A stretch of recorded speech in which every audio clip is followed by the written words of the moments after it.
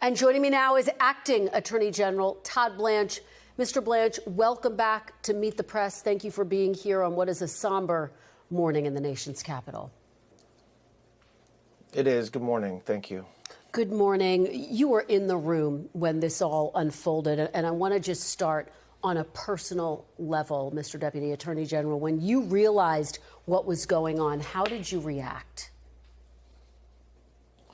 I think I reacted like a lot of people in that room. There was obviously initial confusion, but law enforcement, I think what everybody saw in that room, and I was in the briefing room an hour later and saw a lot of the people that were in that room along with me, was the great work of law enforcement. I mean, everybody virtually immediately felt safe because the law enforcement presence in that hotel and in that conference room was overwhelming. And so while I didn't know what had happened, and nobody did it at first, I felt safe, and then obviously the night unfolded as it did. Okay, let's get to the facts. What is the very latest you can share about the investigation into the suspect and any potential motive? So law enforcement, FBI, Secret Service, police departments in Los Angeles and in D.C. worked through the night executing search warrants on a couple of different locations and also on devices to try to continue to investigate. It's been about 12 hours or so since the incident happened.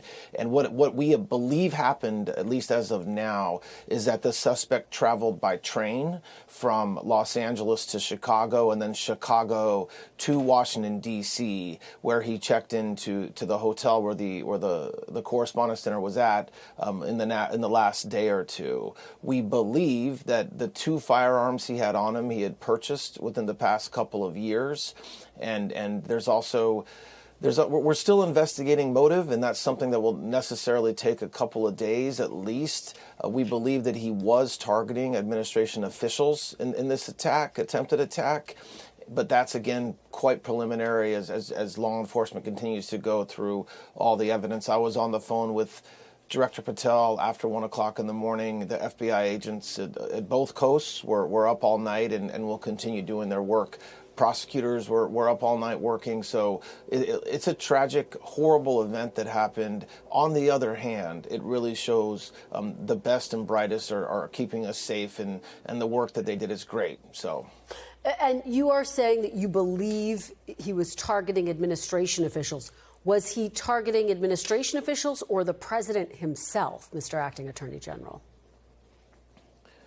We're still looking into that. And so we know that there were some writings, and we've already spoken with several witnesses who knew him. And we believe, I kept it a little general because we do believe it was administration officials. Obviously, President Trump is a member of the administration, the head of it. But as far as exacting threats that may have been communicated beforehand, we're still actively investigating that evidence.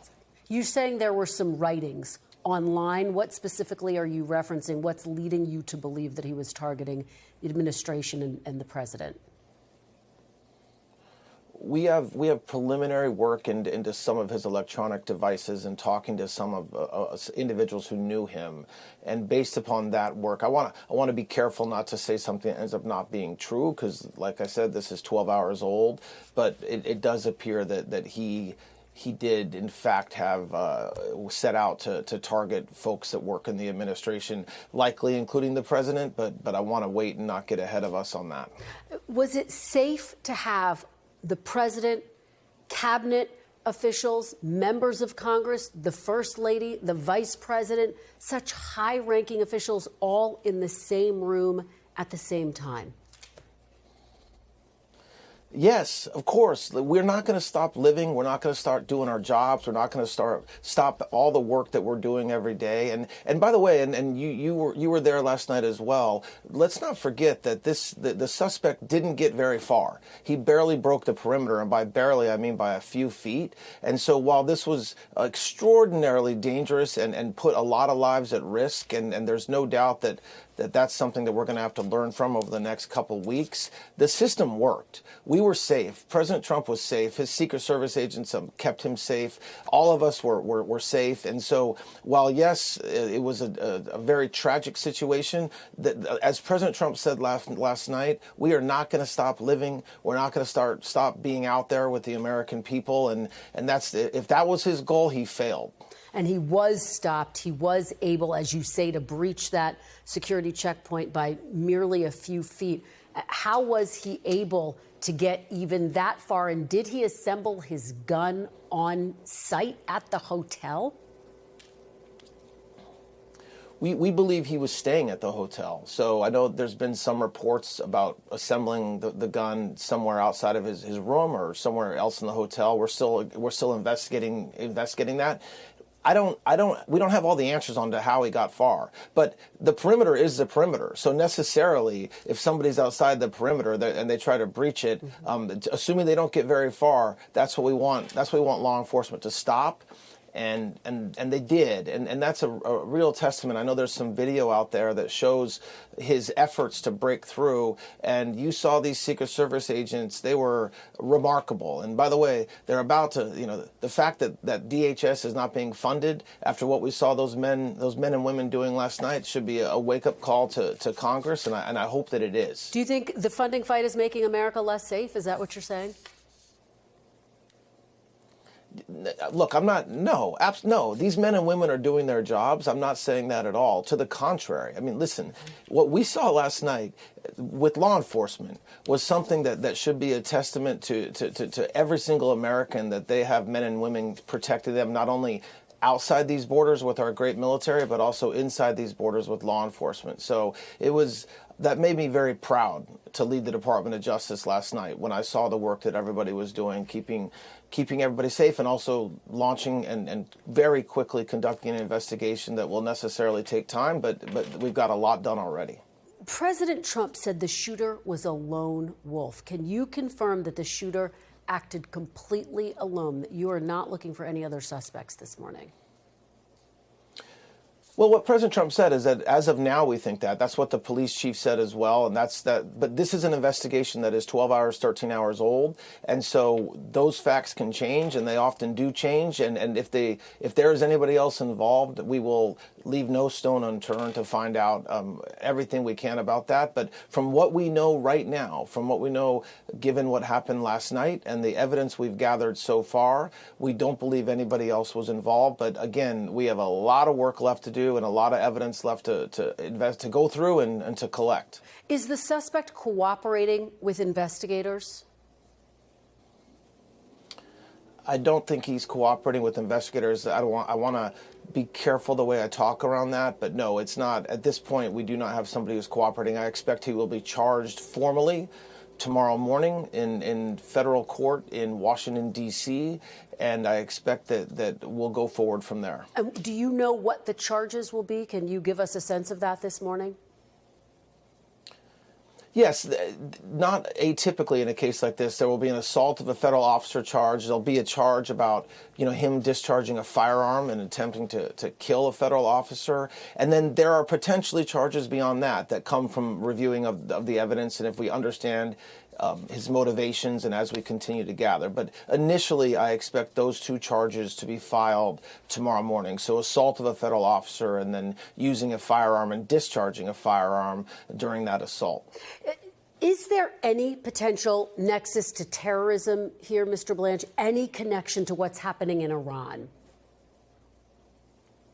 No, and President Trump talked about that last night. We just don't know yet, and that's not surprising given, where we are here on Sunday morning after something happened Saturday night. I promise you that we will get to the bottom of that. That's what the FBI does every day. But as of now, we don't have any connection to any particular policy directive of President Trump or Iran or anything else that we're doing in this country. But we are looking into it, and we'll know more. And when we know more, we'll share it with the American people. And just to be very clear, do you believe that law enforcement met all of the standards for an event of that magnitude? Was anything missed? Absolutely. 100%. Because listen, you cannot stop living. You cannot stop being in public, like we talked about a minute ago. And so how do you create an environment that keeps people safe, but still allows them to live in this great country and to walk around and to have a dinner? And so, yes, I am proud of the work that the law enforcement did. It also it was a great example of the collective work of law enforcement. You have the Secret Service taking the lead in keeping us safe, supported by the Metropolitan Police Department, and then you had every other federal agency there as well, whether they were there because they were protecting cabinet members or just there to support. And that's why at the end of the day, although it was a very scary evening for you and a very traumatic evening for a lot of us, we were all safe.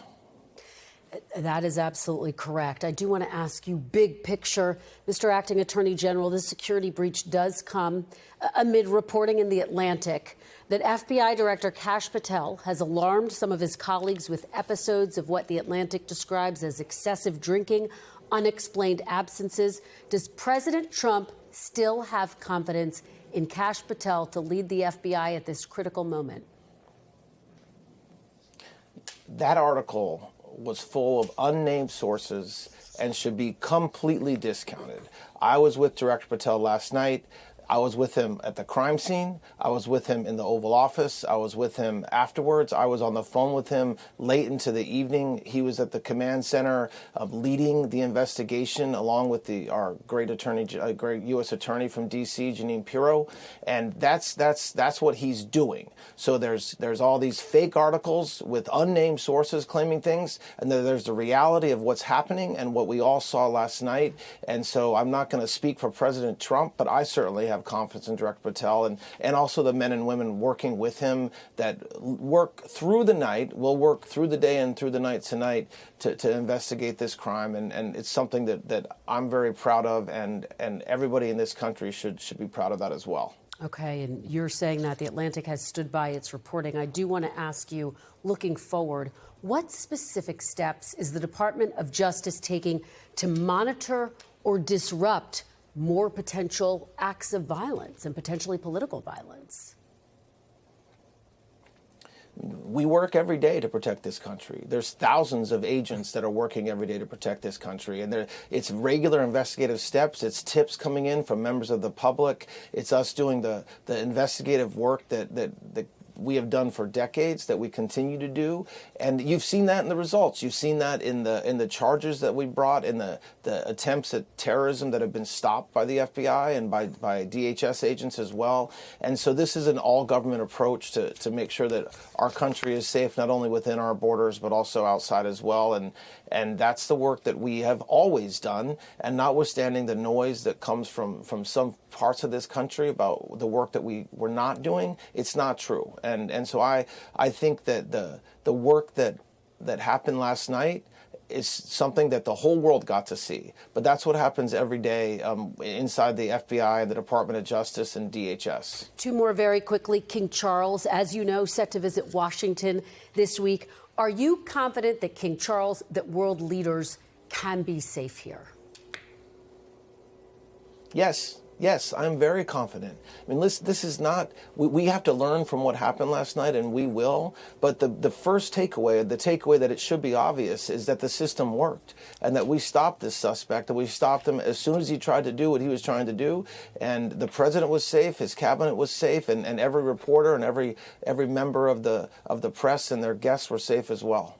Okay, and just finally, I want to ask you this question. I'm going to be talking to Senator Thom Tillis coming up. The Justice Department just dropped its criminal probe of Fed Chair Jerome Powell after Senator Tillis threatened to block the nomination of the president's pick to lead the Fed, Kevin Warsh.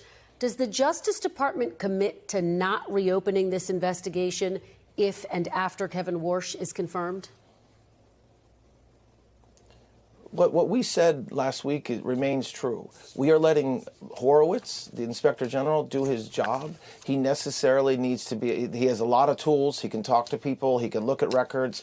The work that every Inspector General, but especially him, can do, we have a lot of faith in. We're going to let that process play out. There's a lot, by statute, If he identifies any criminal conduct, he's required to make a referral to the U.S. Attorney's Office. I don't know what his investigation will uncover, and nobody does because it's an investigation. But if he uncovers evidence of criminal conduct, there is no doubt that we will investigate. And what we wanted to make sure is that this conduct is investigated.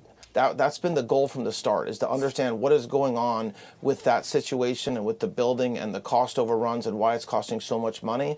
And the president has faith and trust in the Inspector General to do his work, and we'll be watching it, and we'll go from there depending on what he finds. So very quickly, you don't rule out the possibility that there could be a criminal investigation reopened into Jerome Powell over those alleged crossed overruns?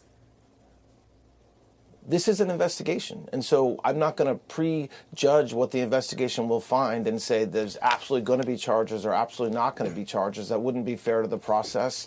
We are going to let the investigation unfold, let him do his work, and at the conclusion he will issue a report of some sort, and that may include a referral. It may not. So we'll see what happens. Acting Attorney General Todd Blanche, thank you for being here. We are grateful that you are safe, that members of the cabinet are safe, that the president and the first lady are safe, and we are thankful to the Secret Service, as you say, for keeping us all safe last night. Thank you for being here.